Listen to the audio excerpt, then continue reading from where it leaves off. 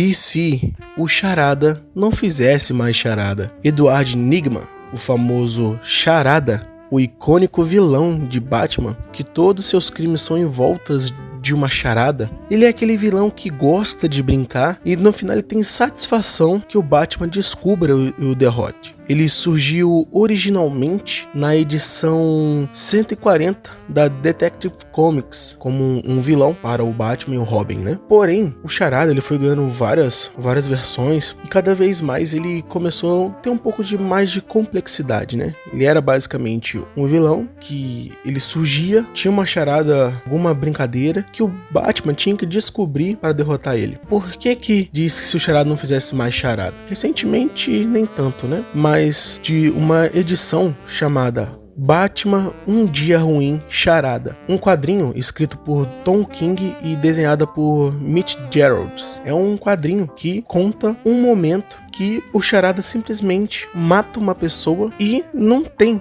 uma charada. Ele simplesmente matou aquela pessoa. E então se envolve em motivo o porquê ele fez isso e de onde está essa charada. Esse quadrinho, ele foi indicado ao Eisner. Parece que ele ganhou, eu não tenho certeza. É um quadrinho que tenta resgatar um pouco a origem desse vilão. Bom, né, a gente descobre que Edward Nygma era um garoto muito inteligente no colégio e muito disciplinado pelo seu pai, né? Seu pai era um cara muito rígido e era um cara meio aquela história aquela que traumatiza um garoto. Então, esse foi o caso de Edward Nygma, né? Interessante que o quadrinho, ele vai sempre intercalando entre o que está acontecendo no presente e o passado, né? É muito interessante. Uma coisa que eu nunca parei pra pensar, como o Charada era um cara inteligente, como ele era um vilão inteligente, porque ele sempre era pego, já que ele sempre deixava pistas. Mas e se um cara tão inteligente como ele não deixasse pistas, simplesmente quisesse fazer maldade e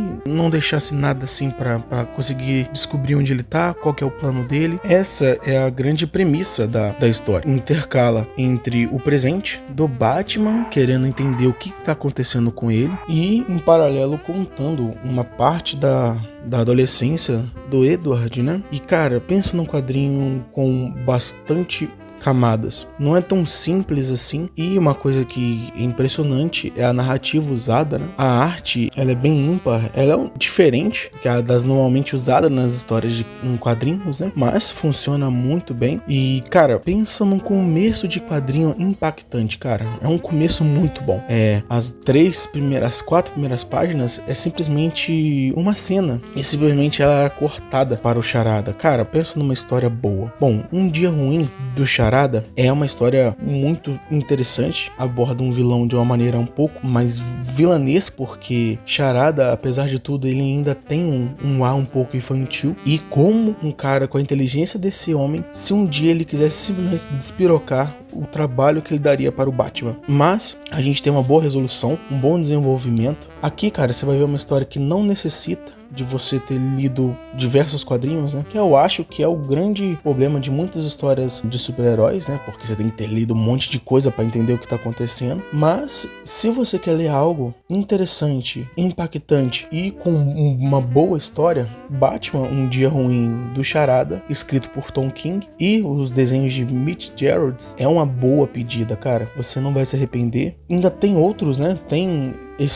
essa Um Dia Ruim, Batman Um Dia Ruim, na verdade é tipo como fosse uma série de história de vilões, né? Cada um escrita por um autor diferente, por uma equipe criativa diferente. Eu ainda só li essa, eu só tive interesse por ela por muitas pessoas recomendarem. Então, se vocês tiverem uma outra sugestão, tá aí, pode ficar à vontade e me indicar aí nos comentários. E é isso, gente. Espero que tenham gostado do vídeo. Aquele abraço. Inscrevam no canal. O canal tá um pouco estagnado nos 900 e pouco. Eu quero mudar isso. Então se inscreva aí. Aquele abraço.